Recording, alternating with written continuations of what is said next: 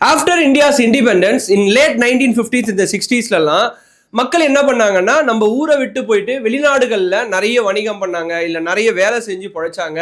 ஏன்னா இங்கே இருக்கிற வாழ்வாதாரத்தை உயர்த்தணும்னா நம்ம வெளிநாட்டு சம்பளம் வாங்கினாதான் அந்த ஊர் கரன்சி தான் மதிப்பு அதிகம் அப்படின்னு சொல்லி நிறைய பேர் ஊருக்கு போய் வாழ்ந்து நிறைய சம்பாதிச்சுட்டு வந்தாங்க. இந்திய நாட்டுக்கு நிறைய வணிகமும் பண்ணாங்க. அந்த மாதிரி 1960ஸ்லேருந்து பார்த்தீங்கன்னா இன்னைக்கு தேதி வரைக்கும் வெளிநாட்டுக்கு போய் சம்பாதிக்கிற அந்த மோகம் இருக்குல்ல, அது எல்லாருக்குமே பிடிக்கும். ஒரு சம்பாதியம் அப்படின்னு தேவைப்படும் போது கண்டிப்பாக போகிறாங்க. அந்த மாதிரி தான் நீங்கள் போகும்போது அந்த ஊர் சட்ட திட்டங்கள், ஃபார் எக்ஸாம்பிள் அமெரிக்கா அப்படின்னு எடுத்துட்டிங்கன்னா க்ளீனாக இருக்கணும். ஈவன் நீங்கள் டாகை வாக் பண்ணிட்டு கூப்பிட்டு போகிறதுக்கு கூட ரூல்ஸ் இருக்குது. ஸோ அந்த மாதிரி துபாய் இல்லை அரப் கண்ட்ரிஸ் இல்லை கல்ஃப் கண்ட்ரிஸ் இதெல்லாம் எடுத்துட்டிங்கன்னா அவங்களோட சட்ட திட்டங்கள் அப்படின்றது மிக மிக கடுமையாக இருக்கும். ஒரு சின்ன தப்பு பண்ணால் கூட நீங்கள் கேள்விப்பட்டிருப்பீங்க 200 ஆண்டுகள் தண்டனை அப்படின்னு. 200 ஆண்டுகள் நம்ம இருக்கவே போகிறதில்ல. 200 ஆண்டுகள் தண்டனை, 150 வருஷம் சிறை தண்டனை அப்படின்னு சொல்லி ரொம்ப ரொம்ப கடுமையாக இருக்கும். அதிகபட்சமாக மரண தண்டனை கூட ரொம்ப ரொம்ப கொடூரமாக இருக்கும். அந்த மாதிரி இங்கே இருந்து நம்ம ஃப்ரெண்ட்ஸோ ரிலேட்டிவ்ஸோ போகிறாங்கன்னா நம்ம ஃபர்ஸ்ட் என்ன சொல்லுவோம், பார்த்து சூதானமாக இருந்துக்கோ, அந்த ஊரில் என்னென்ன சொல்கிறாங்களோ கேட்டு நடந்துக்கோ அப்படின்னு தான் நம்ம சொல்லுவோம். நிறைய பேர் அந்த ஊர் சட்டத்திட்டங்களை மதித்து இருக்காங்க, இன்னமும் இருக்காங்க. அப்படி இருக்கும்போது அவங்களுக்குலாம் எந்த பிரச்சனையும் இல்லை. ஆனால் ஒரு சிலர் அந்த சட்டத்திட்டங்களை மதிக்க தவறினாலோ இல்லை ஏதோ ஒரு பிரச்சனை தெரியாதனமாக மாட்டிக்கினாலோ முதல்ல அவங்களோட வாழ்வாதாரம் போகும், அடுத்தது அவங்க வாழ்க்கை போகும்.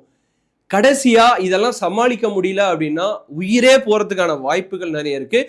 அந்த மாதிரி தான் ஒரு கேஸ். நிமிஷா அப்படின்றவங்க கிட்டத்தட்ட 10 ஆண்டுகள் ஜெயிலில் அடுத்து வாழ போகிறோமா இல்லையா, நம்ம குடும்பத்தை பார்க்க போகிறோமா இல்லையா, இல்லை கேரளாவே திருப்பி வரோமா வரமாட்டோமா, இந்திய நாட்டுக்கே நம்ம திருப்பி வரோமா வரமாட்டோமா அப்படின்ற ஒரு கேள்வி. சாக விட அந்த சாவு வரப்போதா இல்லையான்ற ஒரு டவுட்ல கிட்டத்தட்ட 10 ஆண்டுகள் கழிக்கிறது அப்படின்றது ஈஸியான விஷயம் கிடையாதுங்க. அதை நிமிஷான்றவங்க தினம் தினம் ஃபேஸ் பண்ணியிருக்காங்க. ஒரு நரக வேதனையை அவங்க மேலேயும் நிறைய தப்புக்கள் இருக்கு. ஸோ இந்த ஒரு வீடியோவில் அவங்க ஸ்டார்டிங்லேருந்து இப்போ அதாவது இன்னைக்கு என்ன நடந்துட்டு இருக்கு அவங்கள சேவ் பண்ணுறதுக்கு அப்படின்னு சொல்லி ஸோ எல்லாத்தையும் டீட்டெயிலாக பார்க்க போகிறோம். மறக்காம இந்த மாதிரி வேர்ல்டு பாலிடிக்ஸ், இந்தியன் பாலிடிக்ஸ், அது மட்டும் இல்லாமல் நம்ம ஊர் நியூஸையும் ரொம்ப ஷார்ட் அண்ட் கிறிஸ்பாக தெரிஞ்சுக்கணும்னு நினச்சிங்கன்னா கார்த்திக் ரவிச்சந்திரன் சேனலை சப்ஸ்கிரைப் பண்ணி வச்சுக்கோங்க. நிமிஷான்றவங்க கேரளா பாலக்காடு பகுதியில் வசிக்கிறவங்க. அவங்களோட அம்மா அப்பா ஒரு தினக்கூலி, டெய்லி அவங்க சம்பாதிச்சாதான் அவங்க வாழ்க்கையை நடத்த முடியும் அப்படின்னு கஷ்டப்படுற ஒரு ஃபேமிலி. அப்படி ஒரு கஷ்டத்தை பார்த்து வளர்ற ஒரு பொண்ணு தன்னுடைய வீட்டோட குடும்ப கஷ்டத்தையும் போக்கணும், அதே சமயம் அவங்களுக்கு இருக்க கடனையும் விளக்கணும் அப்படின்னு நினைக்கும் போது நல்லா படிக்கிறாங்க. நிமிஷா நல்லா படிச்சு நிறைய விஷயங்கள் மெரிட்ல பாஸ் பண்றாங்க. ஈவன் 10th முடிச்சுட்டு பேரலா நர்சிங் டிப்ளமோ கோர்ஸ் படிக்கிறாங்க. 12th முடிச்சுட்டு ஒரு டிகிரி மாதிரி படிச்சிருந்தாங்கன்னா ஸ்கோப் நிறைய இருந்திருக்கும். பட் அவங்க 10th முடிச்சுட்டு டிப்ளமோ இன் நர்சிங் பண்ணும்போது அங்க இன்னும் அரௌண்ட் அவங்களுக்கு தேவையான சம்பளத்துல தேவையான வேலை கிடைக்கல. ஸோ என்ன பண்றாங்கன்னா ஆப்பர்ச்சுனிட்டிஸ் வைடா ஸ்ப்ரெட் ஆயிருக்குல்ல all over the world. So நிறைய வெளிநாட்டுகளுக்கு ட்ரை பண்றாங்க. அந்த மாதிரி கல்ஃப் கண்ட்ரீஸ்ல ஏமன்ல அவங்களுக்கு வேலை கிடைக்குது. ஸோ முதல்ல அவங்க நினைச்சது ஏமன்ல வேலை கிடைக்குது, கண்டிப்பா போயிட்டு நம்ம நல்லா சம்பாதிச்சு நம்ம வீட்டு கடனையும் தீர்த்துலாம், நம்ம அம்மா அப்பாவையும் நல்லா பார்த்துக்கலாம் அப்படின்னு சொல்லி 2009ஆம் ஆண்டு இந்த முடிவு எடுக்கிறாங்க அவங்க. ஸோ நம்ம வாழ்க்கை தரம் உயரும்னு சொல்லி நிமிஷாவும் பயங்கரமா கஷ்டப்படுறாங்க. பட் அங்க நடக்கிற சிச்சுவேஷனே வேற. என்னன்னா அங்க பேசிக் அம்யூனிட்டிஸை இவங்களுக்கு வர சம்பளத்திலேயே ஃபுல்ஃபில் பண்ண முடியாத நிலைமை, அந்த அளவுக்கு பிரச்சனை நடந்துட்டு இருக்கு. ஸோ இந்த பிரச்சனை என்ன, அந்த ஊர்ல ஏமன் நாட்டில் என்ன பிரச்சனை அப்படின்றத நம்ம அப்புறமா பார்க்கலாம். ஸோ இந்த கேப்ல என்ன நடக்குது அப்படின்னு பார்த்தீங்கன்னா இவங்க போய் 2 வருஷம் ஆகுதுல, 2009, 10, 11. ஸோ எல்லா பெற்றோர்களுக்கும் இருக்க ஒரு நார்மலான ஆசை தன்னுடைய பெண்ணிற்கு கல்யாணம் பண்ணி பார்க்கணும் அப்படின்னு சொல்லிட்டு 2011 அவங்களுக்கு திருப்பி கேரளாவில் சொல்லி அவங்க பெற்றோர் கேட்டுக்கிறாங்க. கேரளா போறாங்க. ஒன்ஸ் தாமஸ் அப்படின்றவர் கூட என்கேஜ்மெண்ட் பண்ணி கல்யாணம் முடிக்கிறாங்க. முடிச்ச கையோட என்ன ஒரு ப்ராப்ளம் ஆகுதுன்னா அவங்க தாமஸையும் கூட கூட்டிட்டு வராங்க ஏமனுக்கு. ஸோ அப்படியாவது 2 பேரும் சேர்ந்து சம்பாதிச்சா ஏதாவது நடக்குமா அப்படின்னு சொல்லி ட்ரை பண்றாங்க. வந்த உடனே அசிஸ்டன்ட் எலக்ட்ரீஷியன் வேலை தாமஸ்க்கும் கிடைச்சிருக்கு. பட் ஆனா அந்த சம்பளமுமே பத்தலை அப்படின்றது தான் அங்கே பிரச்சனையே. ஏன் அப்படின்னு பார்த்தீங்கன்னா 2013 எண்டில் உள்நாட்டு போர் வெடிக்குது ஏமன்ல. ஸோ இதுவும் பேரலா நடக்கும்போது 2013 அவங்களுக்கு ஒரு பெண் குழந்தை பிறக்குது. சுத்தம் ஆல்ரெடி 2 பேரும் சேர்ந்தே சம்பாதிச்சே சமாளிக்க முடியல, ஒரு பெண் குழந்தை பிறக்கும் போது அது இன்னும் ஹெக்டிக்கா இருக்கு. ஸோ பயங்கர பிரச்சனை. உள்நாட்டு போர் அப்படின்னு நம்ம பார்த்தோம்னா ஒரு குழு இருக்கும், இல்லை ஒரு அமைப்பு இருக்கும், இல்லை 2 அமைப்புகள் இருக்கும். அந்த ரெண்டு அமைப்புகளும் சேர்ந்து இந்த சட்டத்திட்டங்களை நீங்க மதிக்கணும், இந்த சட்டத்திட்டங்களை வந்து நீங்க பின்பற்றணும், இல்ல இந்த நாட்டு உரிமை எங்க கிட்ட தான் இருக்கு அப்படின்னு சொல்லி ரெண்டு அமைப்புகளோ இல்ல ரெண்டு குழுக்களோ அந்த நாட்டுக்காக போராடுவாங்க. அந்த மாதிரி ஒரு பெரிய பிரச்சனை வெடிக்கும் போது நிறைய சண்டைகள் நடக்கும். பேரலா அவங்களோட எக்கனாமி பயங்கரமா டவுன் ஆகும். ஸோ மற்ற விஷயத்துல கான்சென்ட்ரேட் பண்ண மாட்டாங்க. எக்கனாமி அந்த மாதிரி விஷயத்துல கான்சென்ட்ரேட் பண்ணாம அவங்களுக்கு தேவையான அந்த போர் விஷயங்கள் இருக்குல்ல அதுல மட்டும்தான் கான்சென்ட்ரேட் பண்ணுவாங்க. ஸோ ஏமனும் அதை தான் பண்ணியிருக்காங்க. அப்படி பண்ணும்போது இன்னுமே அவங்களோட லைஃப் ஸ்டைல் வந்து ரொம்ப ரொம்ப மோசமான நிலைமைக்கு போகுது.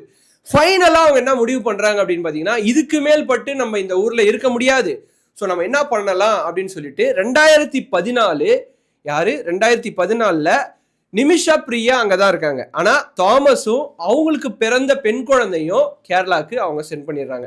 நீங்கள் போயிட்டு அங்கே இருங்க, நான் வந்து இந்த இடத்துல நர்சிங் முடிச்சிருக்கிறதுனால ஏதாவது ஒரு விஷயம் ட்ரை பண்ணி கண்டிப்பாக நான் மேலே வந்துடுவேன் அப்படின்ற மாதிரி நிமிஷ பிரியா 2014 சென்ட் பண்ணியிருக்காங்க. ஸோ அதுக்கப்புறம் நடந்த விஷயங்கள் தான் மிக மிக கொடிய விஷயங்கள் அவங்களுக்கு நடந்தது.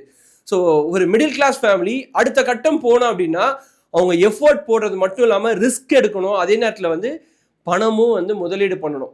ஸோ அவங்களுக்கு தோன்ற ஐடியா என்னன்னா, எவ்வளோ நாள் தான் நான் வந்து இப்படியே கஷ்டப்பட்டுட்டு இருக்கிறது, நர்சிங்லேயே வந்து கஷ்டப்பட்டுட்டு சம்பளம் வாங்குது, நான் ஒரு கிளினிக் ஆரம்பிக்கிறேன் இந்த ரீஜியனில், இந்த சனா அப்படின்ற பகுதியில் வந்து ஒரு கிளினிக் ஆரம்பிக்கிறேன், அந்த கிளினிக்கால கண்டிப்பாக லாபம் வரும் அப்படின்னும் போது அவங்க அடுத்த கட்டத்துக்கு யோசிக்கிறாங்க.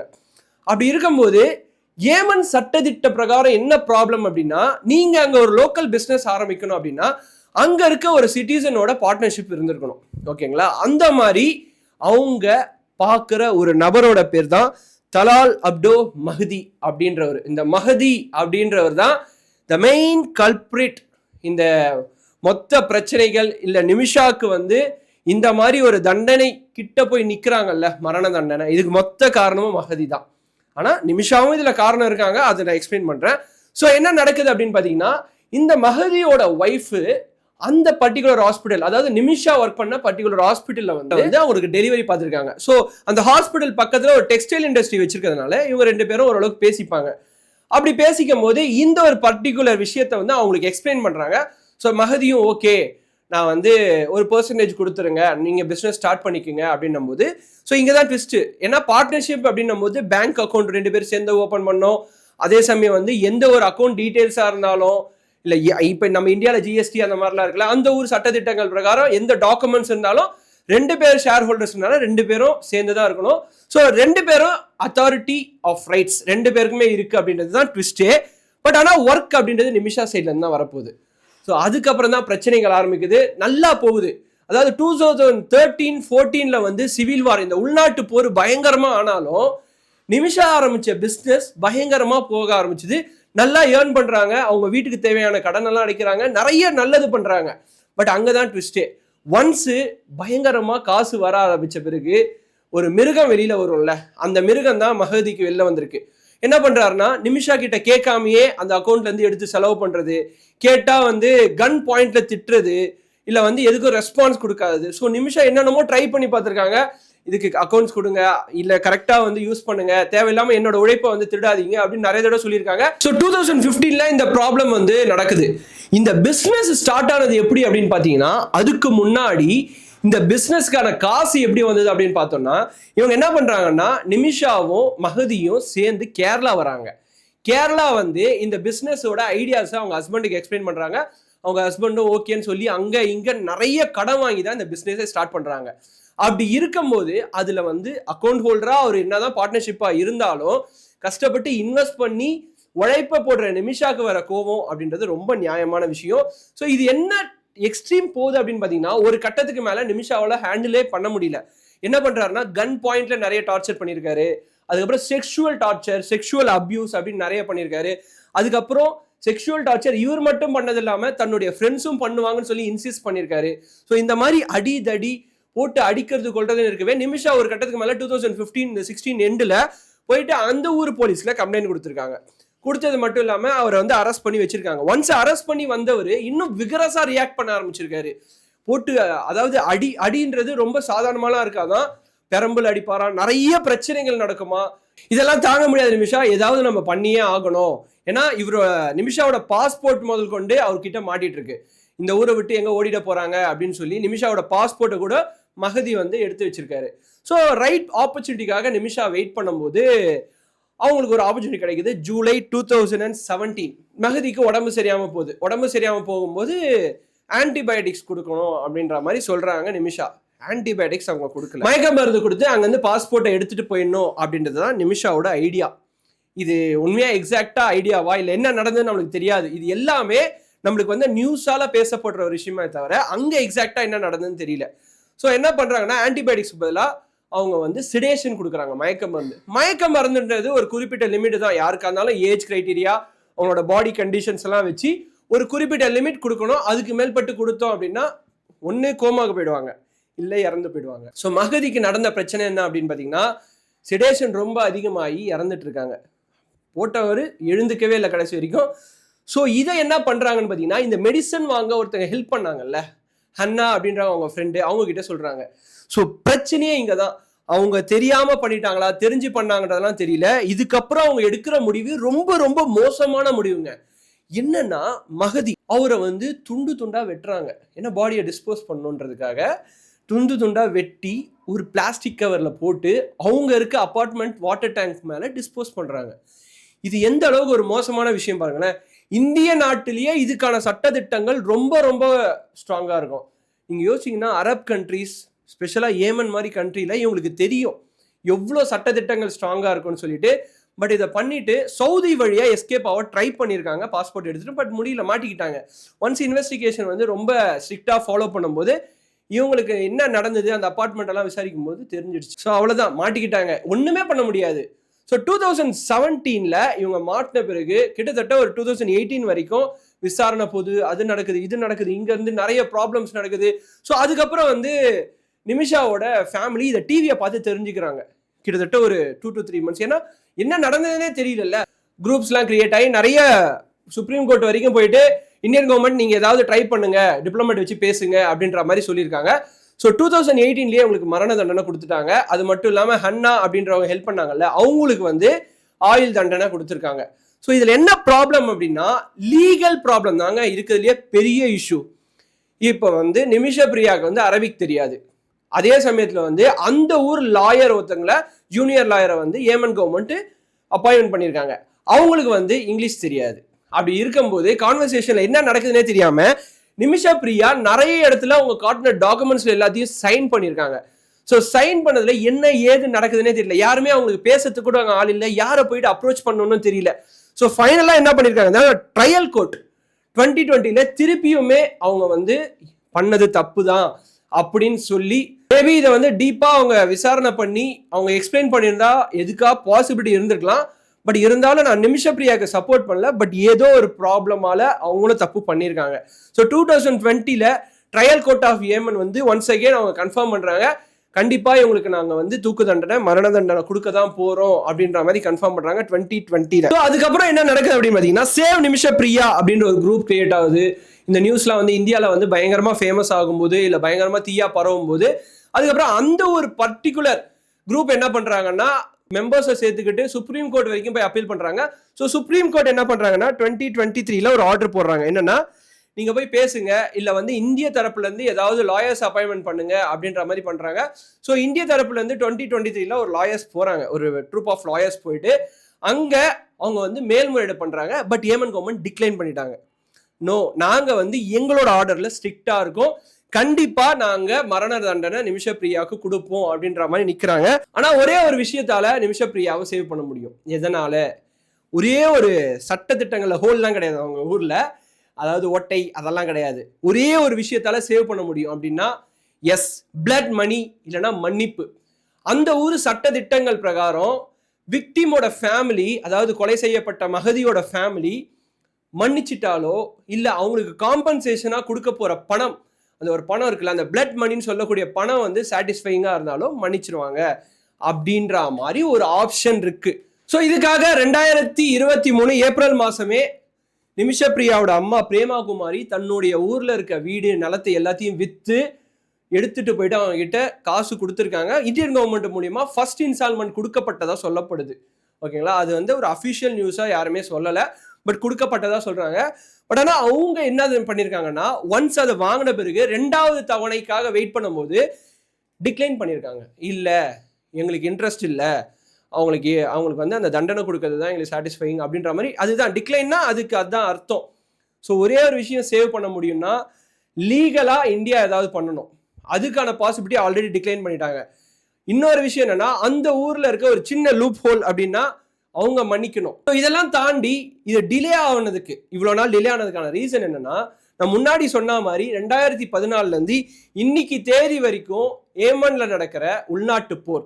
இந்த உள்நாட்டு போரால 2015-16 இந்தியா கிட்டத்தட்ட 4600+ எம்ப்ளாயிஸை திருப்பி இந்தியாவே வந்துருங்க, ஏமன்ல இருக்காதீங்க அப்படின்னு சொல்லி ஒரு இன்ஸ்ட்ரக்ஷன் கொடுத்துருக்காங்க. அப்ப இவங்க வந்திருந்தா கூட இந்த பிரச்சனை நடந்திருக்காது. நம்ம ஏமன் போயிட்டோம், நல்லா சம்பாதிச்சு நம்ம குடும்பத்தை முன்னேற்றணும்னு நினைச்ச ஒரு விஷயம் அவங்கள பாதிச்சிடுச்சு. அதுக்கப்புறம் இப்போ வந்து எந்த ஊர்ல போனாலும் வந்து அந்த ஊருக்கு ஏற்ற மாதிரி நிறைய எம்பசிலாம் இருக்கும். அந்த மாதிரி டிப்ளமேட்ஸ் இருப்பாங்க, ஃபாரின் டிப்ளமேட்ஸ் இல்லை இந்தியன் டிப்ளமேட்ஸ் அந்த மாதிரி இருப்பாங்க. அப்படி பேசுறதுக்கு கூட நம்மளுக்கு அந்த ஊர்ல யாருமே இல்லைன்றது தான் இப்போ பிரச்சனை. ஏன்னா இந்தியா எம்பசியும் க்ளோஸ் பண்ணிடுச்சு, அதே சமயம் வந்து அங்க இருக்கிற டிப்ளமேட்டையும் இந்தியாக்கே வர சொல்லிட்டதுனால இது கூட ஒரு பெரிய டிராபேக்கா பார்க்கப்படுது.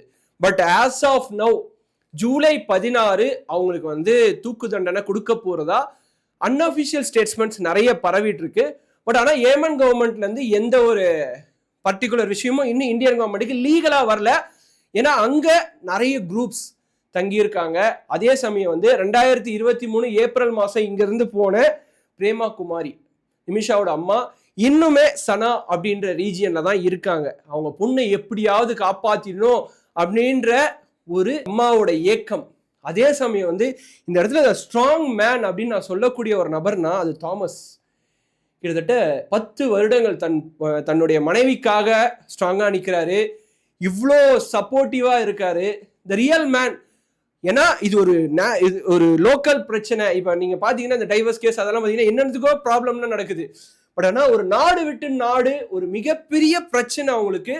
அந்த பிரச்சனையில நிமிஷப்பிரியா வந்து இந்தியா இல்லை கேரளா வந்து திருப்பி அவங்களோட பழைய வாழ்க்கை வாழ்வாங்களா, இல்லை அங்கேயே அவங்களோட வாழ்க்கை முடிய போதான்னு தெரியாத ஒரு கொடூரமான நேரங்கள் இருக்குல்ல, அதை வந்து தாமஸ், அவங்களோட பொண்ணு, அவங்க அம்மா அப்பா இன்னும் கழிச்சிட்டு இருக்காங்க. ஸோ இதுல வந்து ஒரு முக்கியமான நபர்கள் பேர்லாம் சொன்னோம். சுபாஷ் சந்திரன் ஆர்ஆர், இவர் வந்து council and supreme court lawyer. இவருமே நம்ம இந்தியா தரப்புல அங்கே ஹெல்ப் பண்ணிட்டு இருக்காரு. அது மட்டும் இல்லாம Samuel Jerome Bhaskaran, member of council, இவருமே வந்து கிட்டத்தட்ட அவர் ஏமனே 24 இயர்ஸ் இருக்காது. இவருமே நிமிஷாவோட அம்மாவுக்கும் சரி, இங்க இருந்து அடிக்கடிக்கு போயிட்டு லீகலா போறாங்கல்ல ஹெல்ப் பண்றதுக்காக, அவங்களுக்கும் லாயர்ஸ்க்கும் சரி ஹெல்ப் பண்றதுல இவங்க 2 பேரோட பங்கு ரொம்ப ரொம்ப முக்கியமா இருக்கு. So hats off. ஒரு இந்திய பெண்ணை சேவ் பண்றதுக்காக ஒரு நாடு நிக்குது, அதே சமயம் வந்து ஒரு குடும்பம் நிக்குது. அந்த ஊர்ல குடும்பம் இன்னும் கூட வந்து கஷ்டப்பட்டுட்டு இருக்காங்க. இந்த இடத்துல நிமிஷா பண்ணது கரெக்ட்னு நான் ஜஸ்டிஃபிகேஷன் கொடுக்கவே மாட்டேங்க கண்டிப்பா. ஆனா அதை தூண்டினது மகதி. இது வந்து ஒரு சர்வைவல்காக பண்ண ஒரு விஷயமா கருதுனாங்கன்னா நிமிஷா காப்பாற்றப்படுவாங்க.